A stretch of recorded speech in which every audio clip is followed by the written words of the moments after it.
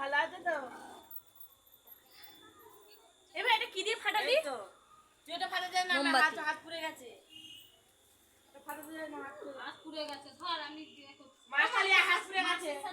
ও মা দেখা আমি দেখি রাকেশ কে আমি আসতে বললাম, রাকেশ আমাকে আসলো না, পেয়েছে আমি জানি। এইটা দাঁড়া দেখেছিস তোরা কত ঢেম না, ও একা একা বাজি করে ফাটাচ্ছে, একটাও জ্বলছে না।